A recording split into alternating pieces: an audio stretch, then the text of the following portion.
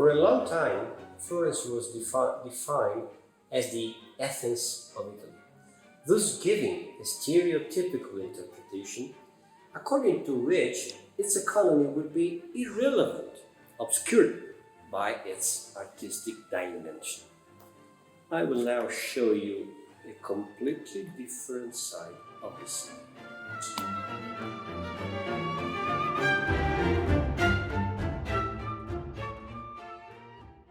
According to this vision, Florence remains imprisoned in a kind of shell characterized exclusively in terms of artistic beauty.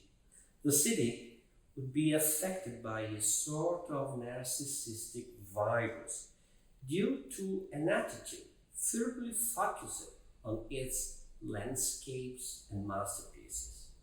Still today, the cliché of the ornament and the syndrome of the postcard city erase any interest in the elements related to the economic development. On the contrary, we should reconstruct the picture precisely referring to the reality of an economically lively city, both from a commercial point of view and from that of craftsmanship, and at least from a given point, from a given historical moment of industry.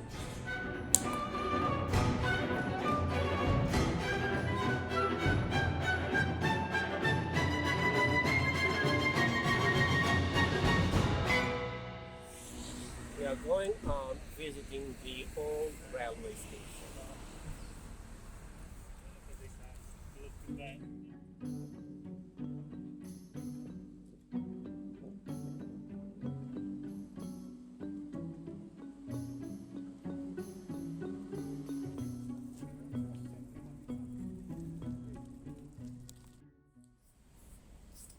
Trains were passing through here and they were moving from Florence to Leghorn. We are in a historical place in Florence. That building was once the first railway station in Florence. From here, that was the point of departure of the first railway line, which was starting from here and going to Leghorn, the very first railway line. In 1861, they decided to dismantle the railway station, and at the time there was the great novelty of the birth of the Italian kingdom. In 1861, they dismantled the railway station, and at the same time, Italy was born. And what did they decide then? To celebrate the birth of the new kingdom, a new great nation state, Italy. They decided to organize a great exhibition, as they did in Great Britain in 1851, the Great Crystal Palace exhibition. They did it 10 years after. In Florence, they decided to make it in Florence, and that was the best place where to install a great exhibition. And they did it. It was a very successful exhibition.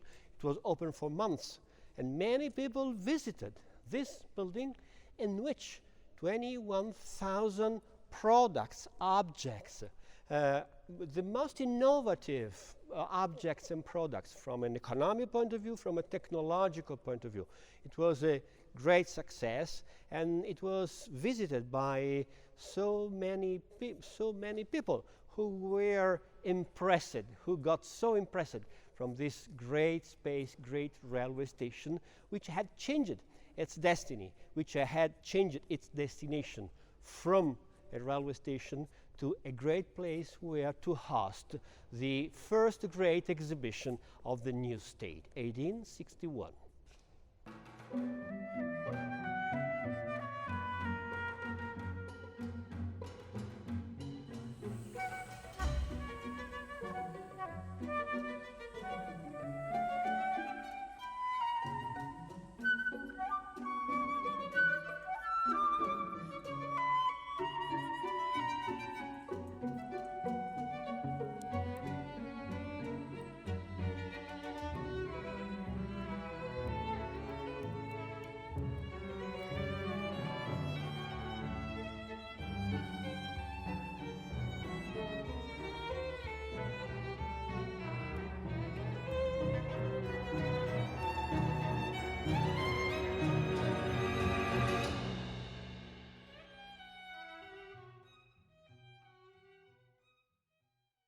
This was the gas factory.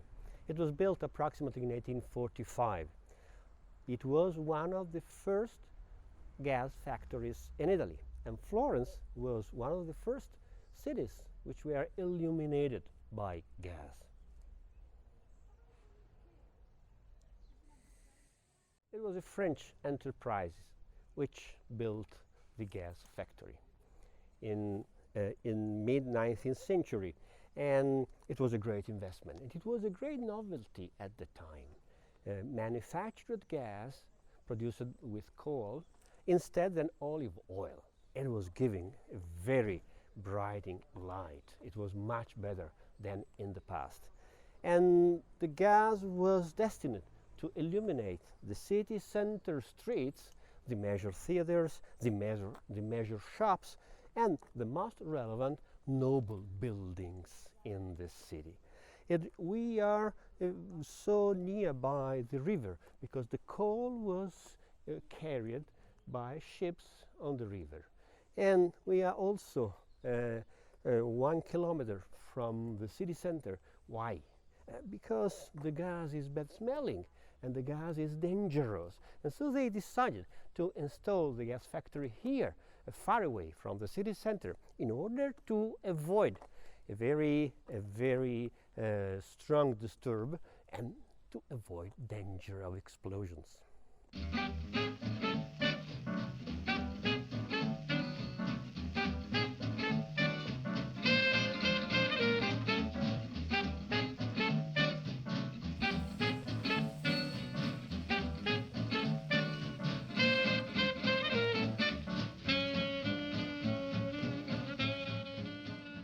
We are in front of the Manifattura Tabacchi, which was the great tobacco factory. That was built between the end of the 30s and beginning of the 40s, during the fascist era. It was a great factory where just women were working, and they were producing the very famous Tuscan cigar. At the time, during the fascist era, other activities, not the industrial one, were mostly implemented and boosted. The fascist regime invested much more in the commercial area, in the tourist area, but not in the industrial area. That is the main building which was realized here in Florence during the fascist era, and it was a great factory. Now we are going together to see how it was recently restored. They are making so many things inside, and we will see together.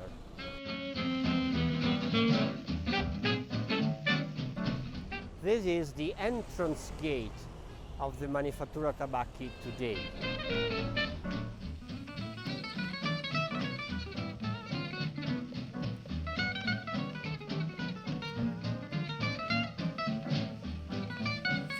You can see the great chimney of the original factory.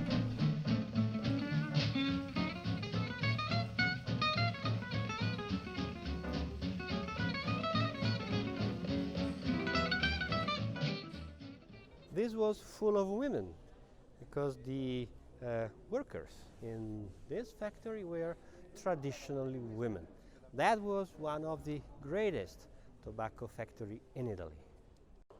This building was abandoned for many years, and they finally decided to restore it and to dedicate this building to many different activities, as you can read in the stair. It is a very virtuous idea to restore and to relaunch some historical or archaeological industrial building as this.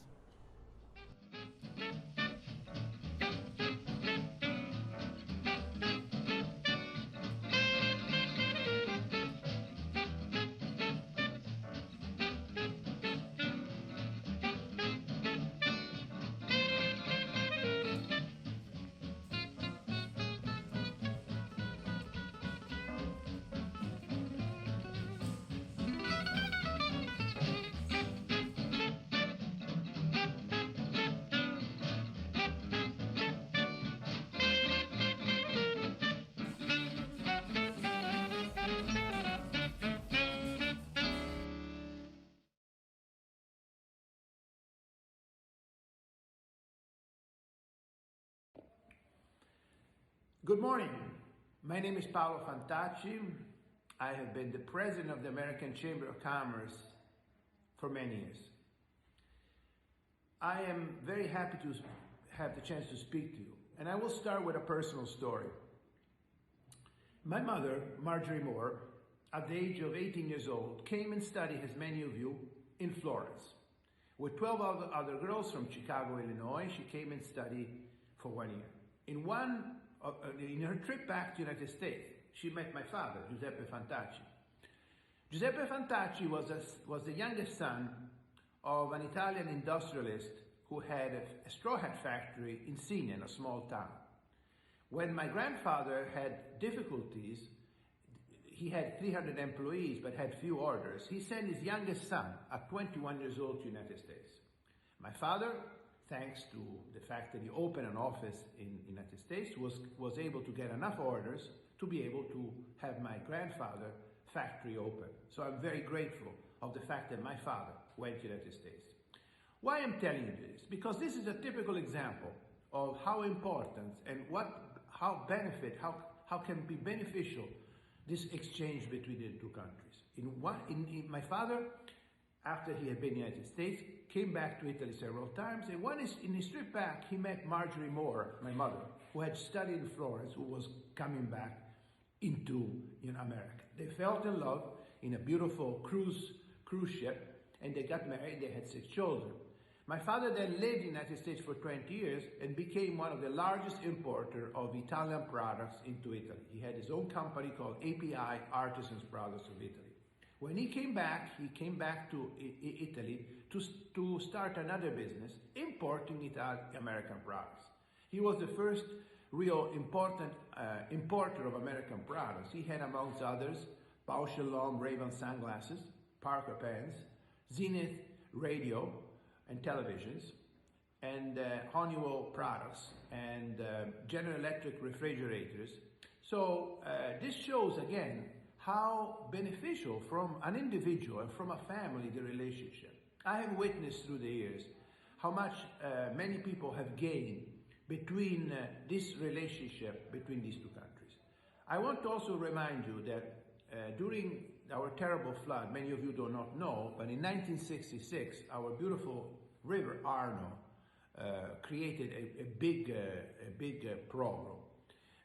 In the 4th of November of 1966, the Arno basically overflooded and destroyed 80% of the city. Now, together with the city, at the time, there were many artisans and many industries and many companies in the Florence and surrounding area.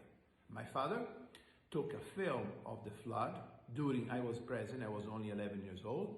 He took a film of the flood, and with this film, he went back in the United States with his 2 friends, the famous designer Emilio Pucci and Enzo Tagliar, who was the largest buying office in Florence. They went with this film to America to get help. They were able to get sufficient funds to help refinancing 350 companies, which were mostly artisans doing leatherwork, doing woodwork, and other things that were able through these funds to start again. So why I'm telling you this story? This story is a typical example of how important and how relevant is the relationship from the relationship of Florence and the United States. I also want to remind you that the second largest employer in the city of Florence is Nuovo Pignone. Nuovo Pignone is a company, very advanced company in turbines, owned by General Electric. It employs 4,200 people, which is the second largest employer after the municipality. So all these stories is a typical example how relationship between Florence and the United States have been beneficial on both ways. The fact that we have had so many American universities, I lost count, but I remember that the last number I heard, there were 55 American universities in Florence, becoming Florence one of the biggest campus outside the United States. And the people that come here and study here have a great beneficial, not only for themselves, but for their future, for their family, and so on. I've met through the years many people in my position I've been also the founder and the president of the YPO, Young President Organization, which is an American company of CEOs and managing director of major American companies. And through the years, I've met many people who have told me my experience in Florence have really had a big impact in my future. And I will tell you why. Because sometimes it's important in your life to experience something which is a bit different than the life you have been used to. And Florence definitely offers you, I think, great possibility of experiencing things that will have a very impactful effect on your life. So with these words, I leave you, and I wish all of you good health, especially in this moment. And from Florence, Italy, Paolo Fantacci says goodbye, and I hope to see you all soon and welcome you back in the city of Florence that is waiting for you. Take care. Bye.